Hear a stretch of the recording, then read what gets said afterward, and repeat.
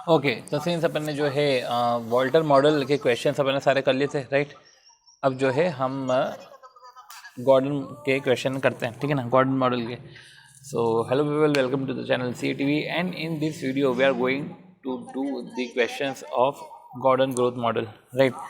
And अगर हम बात करें तो वॉल्टर मॉडल के क्वेश्चन हमने करके रखे थे, हमने इसके कंसेप्ट भी पढ़े थे। तो अगर हम वॉल्टर की बात करें तो हमने वही एक फॉर्मूला पढ़ा था P0, ठीक है, D plus E minus D R by K ई, जिसमें R के अपन ने बहुत सारे नाम पढ़े थे, के ई के हमने बहुत सारे नाम पढ़े थे। R को निकालने का तरीका भी था। अगर हम वैल्यू की बात करें तो earning divide by equity capital, और अगर हम शेयर की बात करें तो EPS divide bye book value per share. चलो ये अपन ने देखा था, बुक वैल्यू में अपन इक्विटी और रिजर्व एंड सरप्लस लेते हैं, ये सब हमने बात करी थी। एंड देन फिर एक क्वेश्चन करा था कि एक समझा था कंसेप्ट क्यों है, R जब के ई के इक्वल होता है ना, तो EPS डिवाइड बाय के ई जो होता है, P0 का जो अपना P0 का फॉर्मूला है वो EPS डिवाइड बाय के ई हो जाता है। और EPS divide by K E, अगर P0 is equal to EPS divide by K E, तो K E is equal to EPS divide by P0। And EPS divide by P0 जो है वो PE ratio का उल्टा फॉर्मूला है, इसलिए 1/PE ratio करके ये के ई हो जाता है। ये हमने पढ़ा। अब गॉर्डन के कुछ क्वेश्चन देखते हैं, गॉर्डन के कुछ कंसेप्ट देखते हैं फटाफट, ठीक है। गॉर्डन ग्रोथ मॉडल को 4 तरीके से बताया जाता है, ठीक है ना। तो सिचुएशन के हिसाब से जो है हमको चारों तरीके को एक्सप्लेन करेंगे, तो उसका एंड पॉइंट तो सेम ही रहेगा, P0 निकालना, पर 4 अलग अलग वेज है। तो क्वेश्चन में कभी कभी हमको वेज पकड़ना पड़ता है कि किस वेज से हमको जाने का है। जैसे कि P0 की बात करें तो ये जो P0 भी वही है, मार्केट प्राइस, फेयर प्राइस, इसको भी यही बोलते हैं। ये अपन बोले तो एक अमाउंट, एक नाम ये भी है कि maximum amount investor should pay. Investor किसी शेयर को परचेज करा है तो मैक्सिमम अमाउंट वो कितना पे कर सकता है, वो उतना ही पे कर सकता है कि जो उसकी जो है आगे के कैश फ्लो है उसको प्रेजेंट वैल्यू करेंगे, जो भी वो वैल्यू है उतना ही वैल्यू मैक्सिमम पे करेगा, उससे ज़्यादा तो बिल्कुल भी नहीं पे करने वाला। ये P0 जो है कभी नेट ऑफ फ्लोटेशन कॉस्ट दे के रखे, कभी जैसे कि शेयर इशू करते समय जो फ्लोटेशन कॉस्ट लगती है जो भी है तो वो नेट हो जाता है, ठीक है। तो एक फॉर्मूला हमको पता है कि P0 is equal to D1 upon के ई माइनस जी। ये D1 अपॉन के ई माइनस जी में हम बोल सकते हैं कि D0 फिर ब्रैकेट में 1 plus G divide by K E minus जी। तो क्वेश्चन में जो है कभी कभी हमको के ई मिसिंग फिगर जैसे कैलकुलेट करना पड़ता है कि हमको पूरा फॉर्मूला है, के ई नहीं है तो के ई कैलकुलेट करो। CAPM एक तरीका है कैलकुलेट करने का, ठीक है। CAPM का तरीका कैलकुलेट करने का ऐसा है, एक तो वो RM माइनस RF, एक तो वो क्वेश्चन, एक तो वो तरीका है।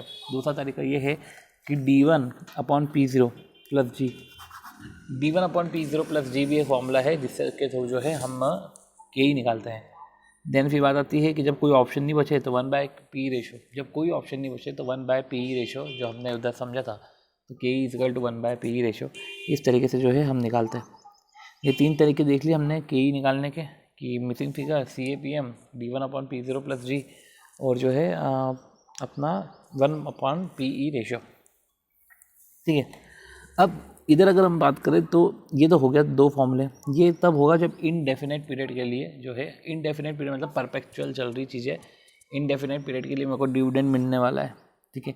पर अगर जो है अगर डेफिनेट पीरियड है तो ऑब्वियस सी बात है, डेफिनेट पीरियड है मतलब कि एक पीरियड का एंड होगा तब कुछ प्राइस मिलेगी, तो वो आगे की जो भी कैश फ्लोज है उसकी डिस्काउंटिंग करनी, तो वही है D1 अपॉन 1 प्लस के ई, D1 D2 D3 D4 divide by 1 plus के ई, ऐसे करते जाओ और एंड में आपको डिविडेंड भी मिलेगा और प्रेफरेंस और अपना को जो है रिडम्पशन प्राइस भी मिलेगी, तो D1 plus V1 divide by 1 plus के ई। इस तरीके से आपका ये फॉर्मूला तब होता है जब डेफिनेट पीरियड हो।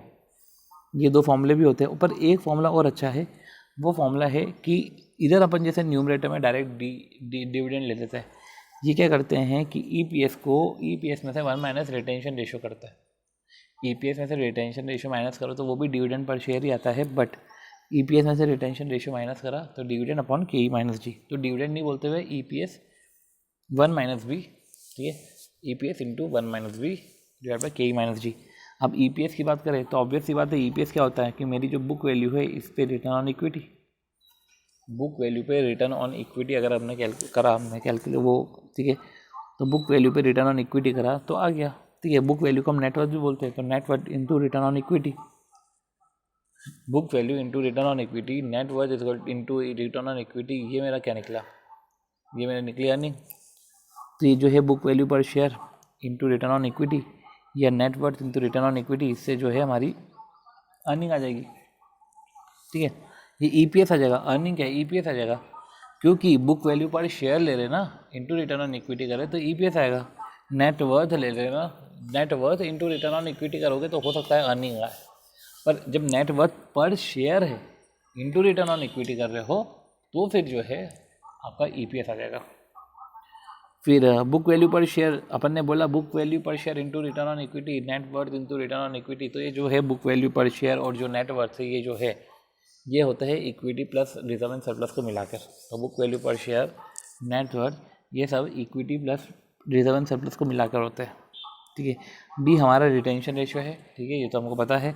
N K E minus G, G is equal to क्या था, जी मतलब ग्रोथ, ग्रोथ मतलब कि जितना हमने रिटेन करा, retention ratio into return on equity into IRR, ये जो हम करते हैं जी इज इक्वल टू BR, जैसे कि रिटेंशन इंटू ROE, तो आर के जो भी जितने भी नाम हैं वो लेकर, मतलब कि जो हमने रिटेन करके रखा हुआ है, जो हमारा रिटेंशन रेशियो है इनटू दिस परसेंटेज आर, ये होती है हमारी ग्रोथ, ठीक है। और ये हमने पढ़ते हुए हमने इस तरीके से चीज़ों को समझा। बाकी वही है आर और के का मतलब क्या होता है, जहाँ पे return on book equity, return on equity बोला जाता है, एक्चुअल रिटर्न रिटर्न होता है, ये एक्सपेक्टेड रेट ऑफ रिटर्न होता है, वो IRR होता है, रिटर्न ऑन इन्वेस्टमेंट होता है, रिटर्न ऑन इक्विटी होता है, रिटर्न ऑन इक्विटी, तो उसमें भी ऐसा ही है, रिटर्न ऑन इक्विटी भी कैलकुलेट करने का कि जो हमारी अर्निंग है डिवाइड बाय नेट वर्थ कर दो, जो हमारी अर्निंग है उसमें से हमने अगर नेट वर्थ डिवाइड कर दिया, या अपन बोल सकते हैं कि अर्निंग में से कैपिटल डिवाइड कर दिया, तो एक तरीके से जो है हमारी रिटर्न ऑन इक्विटी ही आएगी। कैपिटल मतलब बुक वैल्यू हमने डिवाइड कर लिया तो हमारी रिटर्न ऑन इक्विटी ही आएगी, ठीक है। और फिर ये हमने बात कर ली, फिर कुछ सिचुएशन थी कि जब हम CAPM यूज़ करते हैं तो RF जो है अगर उसको प्रीमियम से एडजस्ट किया है तो हमको उसको प्रीमियम से भी एडजस्ट करना पड़ेगा, चलो वो तो हम देख लेंगे। कुछ CAGR पे था, वो CAGR का जो है जब पर्टिकुलर क्वेश्चन आएगा तो हम समझेंगे CAGR क्या होता है। तो एक समझो कि सस्टेनेबल ग्रोथ रेट का मतलब क्या होता है, सस्टेनेबल ग्रोथ रेट का मतलब मैं जितना रिटेन करके रखा है उसको R से मल्टीप्लाई कर लिया, जिसको वो अपन ROE बोलते हैं, ठीक है। तो एक्चुअल रेट ऑफ रिटर्न बोलते हैं, ये जो भी अपन बोलते हैं, ठीक है। तो ये वही है कि B into R, G is equal to BR, ये मैंने पढ़ा। अब बाय डिफ़ॉल्ट, ठीक है, जो है करंट मार्केट प्राइस और करंट डिविडेंड, ठीक है, ये तो D0 ही होता है। करंट डिविडेंड जो है, करंट डिविडेंड हमारा D0 ही होता है। देखो इधर D0 D1 का लफड़ा है, ठीक है। ये जो अभी अपन ने ऊपर बात करी थी कि D0 1 प्लस जी अपन के माइनस जी, इधर अपन ने D1 बोल दिया। तो देखो D0 मतलब कि जो हो चुका है, मतलब करंट डिविडेंड भी हम पे कर चुके हैं, ठीक है। और तो ऐसे केस में ऑब्वियस सी बात है कि जब हम पे कर चुके हैं तो ऐसे केस में वो D0 होता है, और जब हम पे करने वाले हैं वो D1 होता है। इतना कुछ ज़्यादा हमको इसमें समझने की और ज़रूरत नहीं है। कुछ क्वेश्चन में ऐसा लिखा हुआ रहता है कि 18% ग्रोथ जो होगी वो डिक्लाइन होगी लीनियरली टू 14%। 18% जो ग्रोथ है वो डिक्लाइन होगी टू द 14%। तो अपने को ऐसा लगा कि एक साल तक 18% है, उसके बाद जो है डिक्लाइन होगी 14% पे, सिचुएशन कोई से अराइज हुई थी तो। पर ऐसा है कि इसमें क्या बोला है, 18% ग्रोथ डिक्लाइन लीनियरली, वो डिक्लाइन हो रहा है लीनियरली। तो ऐसे केस में जैसे लीनियर की बात हो रही तो 18, 17 ऐसा, तो इस तरीके से जो है 18 से लेकर 14% तक हम जाएंगे, 18, 17, 16, 15, 14, इस तरीके से जो है डिक्लाइन होगा हर साल, ठीक है। और ये हमने समझ लिया। और वही जो हमारी थ्योरेटिकल प्राइस आएगी, इक्विलिब्रियम प्राइस आएगी, फेयर प्राइस आएगी, मार्केट प्राइस आएगी, जो भी है उसको जो है हमने एक्चुअल से कंपेयर करा, फेयर प्राइस को एक्चुअल से कंपेयर करा। अगर हमारा फेयर प्राइस कम है और मार्केट में ज़्यादा है तो ऐसे केस में हम सेल कर देंगे, और अगर वो ज़्यादा है और मार्केट में कम है तो ऐसे केस में हम जो है बाय कर लेंगे, ठीक है। सो ऐसे करते हुए, ठीक है, अब हम जो है एक बार क्वेश्चन को स्टार्ट करते हैं, ठीक, ताकि समझ में आए, ठीक है, कि जो हमने पढ़ा है वो चीज़ें रेलेवेंट है कि नहीं। तो बढ़ते हैं 5वें क्वेश्चन की तरफ, जो है आप पूरा अपना डेटा लिख लो। PBT 2.5 करोड़, मैं 250 लाख की बात कर रहा हूँ, ठीक है। टैक्स 40%, तो मेरा पैट हो गया, वो हो गया 150 लाख, ठीक है। B ये रिटेंशन रेशियो है, अभी अपन ने पढ़ा था, रिटेंशन रेशियो होता है EPS 1 माइनस B, तो B हमारा रिटेंशन रेशियो है, जो है हमारा 0.40। नंबर ऑफ इक्विटी शेयर है 50 लाख, इक्विटी कैपिटलाइजेशन रेट है, ये के दे के रखा है 12%, ये R दे के रखा है 15%। हमको तो गॉर्डन मॉडल के हिसाब से निकालना है, तो गॉर्डन मॉडल पहले आप लिख लो। अब देखो इधर सिंस रिटेंशन रेशियो की बात करके रखिए तो वो वाला फॉर्मूला आएगा E into 1 minus V divide by K E minus जी।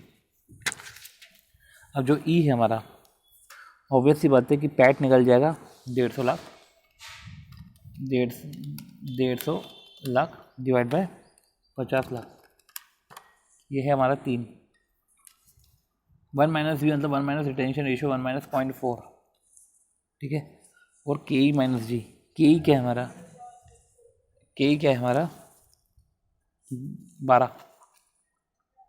0.12 के ई इक्विटी कैपिटलाइजेशन रेट 0.12 माइनस जी।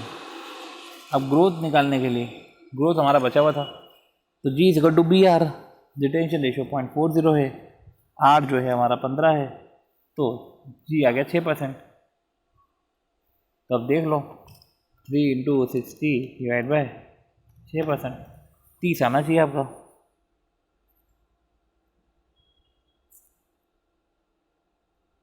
ठीक है, ये अपना फॉर्मूला यूज़ हो गया क्योंकि रिटेंशन रेशियो दे के रखा था। सिंस रिटेंशन रेशियो की बात करके रखी थी तो हमने सिर्फ यही वाला फॉर्मूला लगा के सॉल्व कर लिया। ठीक है, अगले क्वेश्चन की तरफ बढ़ते हैं।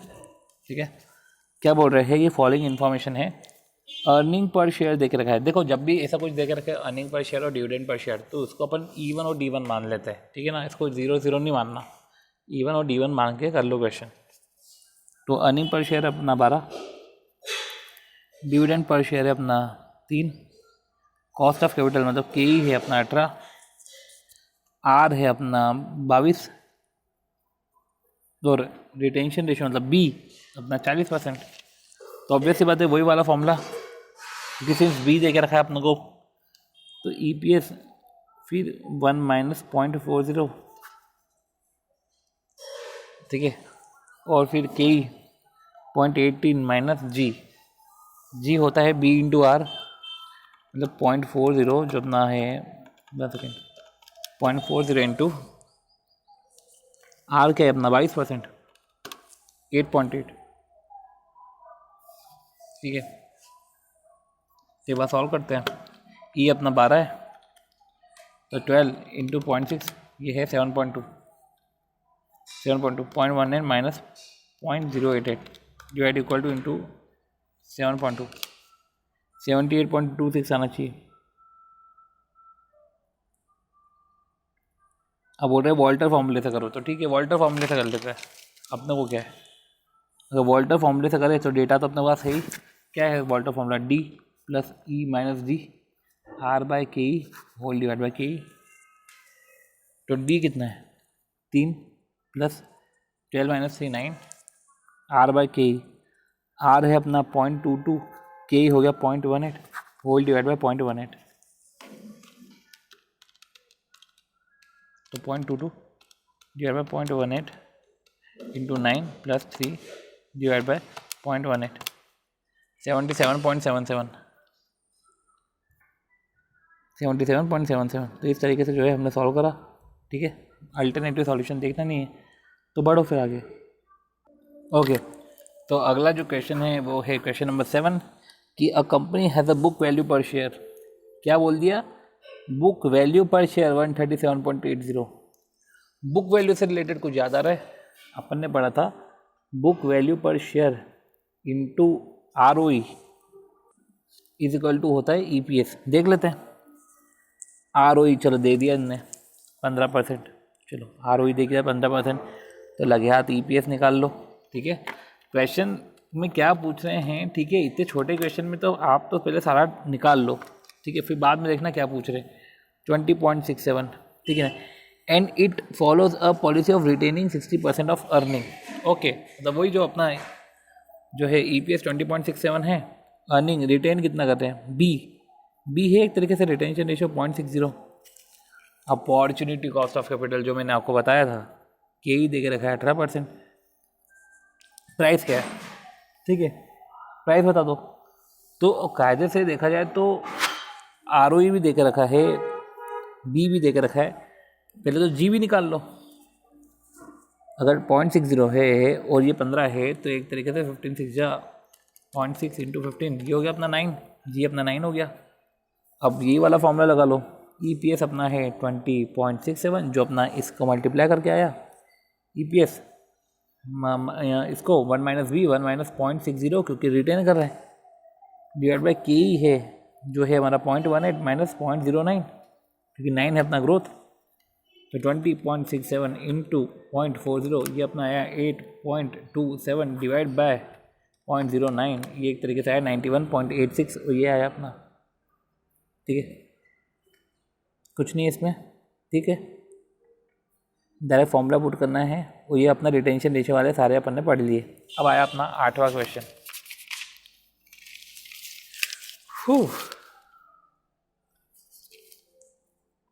चलो क्या बोल रहे हैं, a share of tension free economy currently quote at P ratio. अच्छा, पी रेशियो 7.5 है, मतलब अर्निंग जो है 7.5 टाइम्स है, मतलब कि मार्केट प्राइस जो है 7.5 टाइम्स ऑफ अर्निंग है। रिटेन्ड अर्निंग लो, रिटेन्ड अर्निंग देख रखा है, रिटेन्ड अर्निंग। ठीक है, तो रिटेन्ड अर्निंग देख रखा है 37.5% जो कि अपना हो गया बी हो गया। ठीक है, अब अपना जो है वैल्यू भी देख रखी 3, तो ऑब्वियस सी बात है फिर अर्निंग पर शेयर कितना हो गया 3 डिवाइड बाई 37.5%, ये अर्निंग पर शेयर अपना हो गया 8। अब एक्सपेक्टेड रेट ऑफ रिटर्न दे के रखा है अपने को 12, मतलब कि एक्सपेक्टेड मतलब कि के ही दे के रखा है 12%। तो हमारे पास पी है, एक्सपेक्टेड रेट ऑफ रिटर्न मतलब कि हमारे पास पी दे के रखा है 7.5, हमारे पास रिटेन्ड दे के रखा है 37.5 जिसको अपन ने बी बोला, EPS दे के रखा है 8 और के ही दे के रखा है। ठीक है, अब समझो EPS इंटू पी 8 इंटू 7.5 ये हो गया अपना 60। ठीक है, तो 60 अपना हो गया मार्केट प्राइस। ठीक, तो अपना 60 जो है अपना मार्केट प्राइस भी हो गया। हमें तो अब के ही निकालना है। अब अगर जो है 1 मिनट कंप्यूट करना है कॉस्ट ऑफ इक्विटी निकालना है जब एक्सपेक्टेड रेट ऑफ रिटर्न 12% है। तो 1 minute, company's cost of equity जब expected return, cost of equity क्या होता है अपन तो यही समझते हैं कॉस्ट ऑफ इक्विटी तो के ही होता है, पर समझो ये बोल रहे हैं कॉस्ट ऑफ इक्विटी निकालना है जब के ही है 12%, तो एक तरीके से कॉस्ट ऑफ इक्विटी का मतलब वो प्राइस ऑफ इक्विटी पूछ रहे हैं। एंड क्या फॉर्मूला लगाओगे, क्या फॉर्मूला लगाओगे, देख लेते हैं कि अर्निंग 1 माइनस बी जो अपना रिटेंशन रेशियो देके रखा है और divide by 1 second divide by K E minus divide by K E minus जी। सबसे पहले तो हमारा जो जी है वो कैसे आएगा, G is equal to B R होता है, तो मेरे को जी निकालने के लिए मेरे को आर की ज़रूरत है। तो आर कैसे आएगा ये भी समझना पड़ेगा। अब इधर देखो आर कैसे आएगा, क्योंकि आर का फॉर्मूला जो होता है वो अपन बोलते हैं कि आर का जो फॉर्मूला है वो होता है कि भाई book value per share into ROE ऐसा दिया हो। ये अपना होता है अपना ये अपना फिगर्स में अपना ये है पर शेयर के बेसिस पे होता है कि book value per share into ROE हो जाए, तो इससे जो है हमारा EPS आ जाएगा। ठीक है, एक तो ये होता है, एक बोलते अपन टोटल अमाउंट में तो नेटवर्थ इंटू ROE, इसका हो जाता है अपना पैट। ठीक है, अब कुछ इधर देख ही नहीं रखा है तो अपन अब देखते हैं कि इन्होंने जी क्या किया है। इन्होंने जो है आर को भी के ही मान लिया है, एज्यूम कर लिया कि आर इज इक्वल टू के ही, क्योंकि आर अगर अपन फॉर्मूले से देखें कि book value per share into ROE, right, तो book value per share into ROE, ना तो अपने को बुक वैल्यू कहीं ना कहीं से दिख रहा है ना तो अपने को ROE दिख रहा है। ROE तो इनफैक्ट अपने को निकालना है, अपने पास EPS है, EPS निकाल लेंगे, पर बुक वैल्यू पर शेयर थोड़ी ना निकाल पाएंगे। बुक वैल्यू पर शेयर कैसे निकालेंगे, दिख ही नहीं रहा, समझ में नहीं आ रहा। इक्विटी रिजर्व एंड सरप्लस कुछ भी ऐसा नहीं दे के रखा है। नेटवर्थ कैसे निकालेंगे नहीं समझ में आ रहा। तो वो जो बुक वैल्यू इंटू ROE से अपन मल्टीप्लाई करते हैं, ये जो भी करते हैं, ठीक है, तो वो हम कर नहीं पाएंगे। तो इसलिए इन्होंने क्या किया, R इज इक्वल टू के ही करा। ठीक है, तो ठीक है R इज इक्वल टू के ही करा, तो अपने पास R आ गया। तो फॉर्मूला लगा लो, P0 क्या होता है, अर्निंग जो है अपना शायद 8 होगा इधर, क्योंकि 37.5 रिटेन अर्निंग अपना कितना था 3 डिवाइड बाई 37.5 8। तो 8 1 माइनस बी क्या होता है अपना retention ratio 0.375 divide by K E minus जी। के ई है 0.12 माइनस जी क्या होता है B into R. G is equal to B into R. B है मेरा 0.375 मतलब 37.5%। आर है मेरा 12 तो 12 इंटू 0.375 ये हो गया हमारा 4.5। ठीक है, अब करो कैलकुलेटर 1 माइनस 0.375 इंटू 8 तो ये अपना आया न्यूमरेटर, ये हमारा न्यूमरेटर आया 5 और 0.12 minus 0.045 divide equal two into 5 करा 66.67 आना चाहिए। देख लेते हैं अब 1 सेकेंड। ओके 1 सेकेंड, कुछ गड़बड़ हो गई। हमने जो है फॉर्मूला, हमारा फॉर्मूला ऐसा आया है कि P0 जो हमने दिया। ओके तो इन्होंने क्या किया है कि फॉर्मूला उन्होंने वही लगाया है जहाँ पे P0 इज इक्वल टू ई हमारा जो है क्या था, ई हमारा 8 था जो हमने यहाँ से कैलकुलेट किया था। तो 8 1 माइनस बी तो रिटेंशन रेशियो था तो 8 into 1 minus 0.375 divide by K E minus जी। ठीक है, अब के ई माइनस जी था तो इधर हमको जो है क्वेश्चन में कॉस्ट ऑफ इक्विटी पूछा है। एक मिनट, इसको प्राइस ऑफ इक्विटी मत मान लेना, ये कॉस्ट ऑफ इक्विटी पूछा है तो इधर हमको के ही निकालना है। तो जो अपना ये जो investor expected rate of return है ये 12% है, इसको इन्होंने आर मान लिया। तो ये एक्सेप्शन है कि जब इन्वेस्टर का एक्सपेक्टेड रेट ऑफ रिटर्न जो है इन्होंने इसको आर के ही मानते हुए इसको आर मानते हुए सॉल्व किया। तो इसको अगर आप आर मानोगे, ठीक है, तो जो है आपका आंसर आ जाएगा। देखो P0 तो दे के रखा है, P0 का हमने फॉर्मूला लगाया तो P0 तो दे के रखा है। P0 कैसे दे के रखा है कि P रेशियो है और अर्निंग निकाल लेंगे तो P0 हमारा निकल जाएगा। E और 1 माइनस बी तो E भी जो है हमारा निकला हुआ है 8 1 माइनस बी रिटेंशन रेशियो भी divide by K E minus जी हमारा निकला हुआ है, हमको के ई के लिए सॉल्व करना है। मतलब कि जो कॉस्ट ऑफ इक्विटी है ये सिर्फ कॉस्ट ऑफ इक्विटी ही पूछ रहा है। चलो तो ये अपना हो गया राइट। चलो करते हैं अब क्या लिखा हुआ है कि कॉस्ट ऑफ इक्विटी दे के रखा है।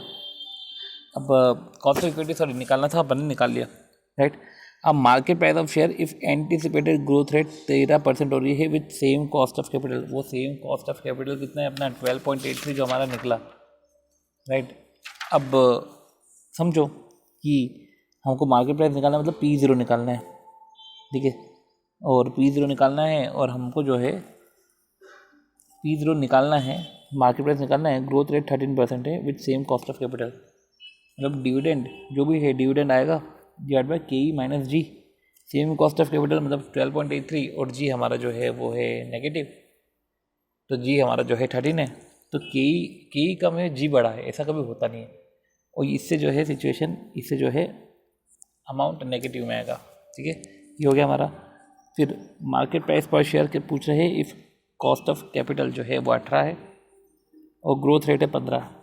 ठीक है, तो ऑब्वियस सी बात है कि करंटली तो कोट कर रहा है P रेशियो 7.5, रिटेन अर्निंग मतलब ये जो है देखा जाए तो ये जो है 8। हमको तो मार्केट प्राइस निकालना है जब कॉस्ट ऑफ कैपिटल तुम्हारा 18% है, ग्रोथ रेट 15% है, मतलब के ई माइनस जी, अब ऊपर डिविडेंड है। ठीक है, तो बस यही है कि करंटली कोटेड है P रेशियो इतना, रिटेन अर्निंग है 3, और अगर हम बात करें तो रिटेन अर्निंग अगर 3 है तो DPS अपना हो गया 5, तो 5 divide by K E minus जी। तो इसमें एक चीज़ और ध्यान रखना, यूँ तो अपना करंट डिविडेंड जो होता है वो अपन D1 D0 लेते हैं, पर इन्होंने जो है क्या बोल के रखा है कि करंटली कोड P रेशियो 7.5 है, रिटेन अर्निंग 37.5%, 3 पर शेयर होता है, तो EPS हमारा 8 हो जाएगा। 8 में से 3 माइनस करोगे तो DPS हो जाएगा 5। एंड इसको ही D1 मानते हुए D1 अपॉन के ई माइनस जी करा है। तो इस तरीके से जो है ये पर्टिकुलर अपना क्वेश्चन, ये क्वेश्चन एक्सेप्शंस में आ जाता है क्योंकि इसको हम लोगों ने D1 माना। अगले क्वेश्चन की बात करते हैं तो फर्म हैज़ बीन पेड मतलब D0 की बात आ गई 2 रुपये। Estimated growth of the dividend from the company is estimated to be 5, G है 5%। Determine the estimated market price of the equity share. अगर ग्रोथ रेट जो है वो 5 का 8 हो जाए 5 का 3 हो जाए। Also find out the present market price of the share, हमको मार्केट प्राइस भी निकालना है शेयर का।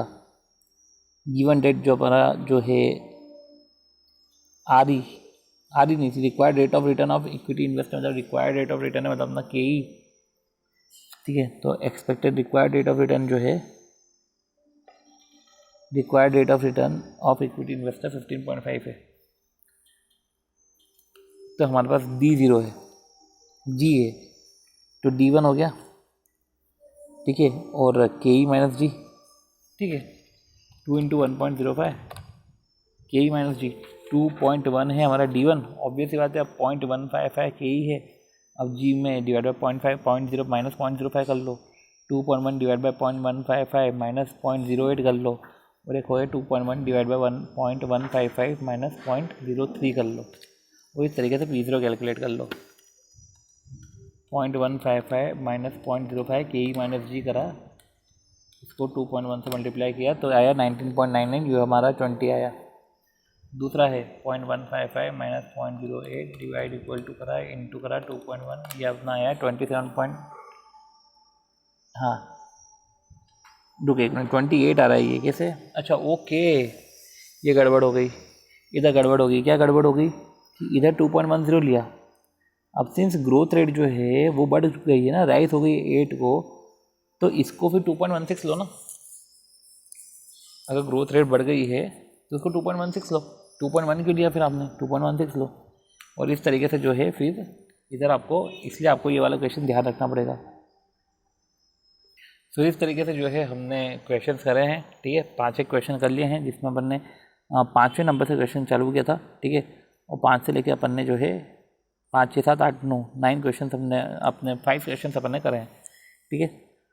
सो ठीक है, तो इस तरीके से आप समझ गए होंगे कि इसमें बस एक वो था करंट वाला सीन, वो जो हमको समझना ज़रूरी है कि इन्होंने इधर जो है एक्सेप्शन ले लिया है कि जो करंटली कोटेड है, और उन्होंने इसको भी D1 ले लिया है। बाकी इसलिए क्वेश्चन मार्क करना पड़ेगा, क्योंकि ये क्वेश्चन एग्जाम में करना पड़ेगा, क्योंकि ये क्वेश्चन अब बाद में हम लोग को याद आने से रहा।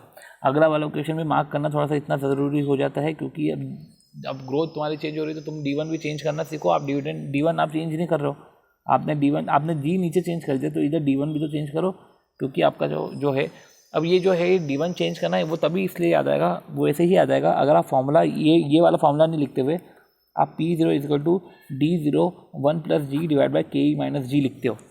क्योंकि ऐसे केस में अब जब G आपका हो गया है, ये G हो गया है आपका 3%, 8% हो गया, तो ऐसे केस में ना आपको दिखेगा, आपको G दिखेगा न्यूमरेटर में। अदरवाइज आप D1 को ही ले लोगे, 2.1 ही ले लोगे, आपको दिखा तो 2 और 1 प्लस 0.08 हो जाएगा divide by K E minus जी, और के ई अपना कितना है 0.155 माइनस जी, क्योंकि अपना वो डेसिमल में लेना है इसलिए 0.155 करा, और माइनस जी, और जी अपना है कितना, जी कितना है 0.08, ठीक है, जी ग्रोथ 0.08। अब करो calculate, 2.16 0.155 divide by 0.08 divide equal two into 2.16, ये आ जाएगा तुम्हारा आंसर, ठीक है। 0.155 minus 0.08 divide equal two into 2.16, ये आ जाना चाहिए आंसर अब 28.80, ये आ गया आपका आंसर। तो फॉर्मूला को एक्सपैंड करते हुए ही लिखो, ठीक है। तो हम D1 नहीं D1 जब डायरेक्ट देख रखे तो D1 लेंगे, अदरवाइज जब D0 है और हमको G निकालना है तो अपन D0 ब्रैकेट में 1 plus G divide by K E minus जी करेंगे, ठीक है। तो इस तरीके से अपने 5 क्वेश्चन करे हैं, अपने कंसेप्ट भी समझ लिए हैं, ठीक है। तो अब हम जो है हमारे नेक्स्ट वीडियो में मिलते हैं, एंड नेक्स्ट वीडियो में जो है हम फर्दर इसके गॉर्डन ग्रोथ मॉडल के क्वेश्चन करेंगे, राइट। तो 10th क्वेश्चन है और अराउंड 10-12 क्वेश्चन और है, तो वो भी हम करेंगे, ओके।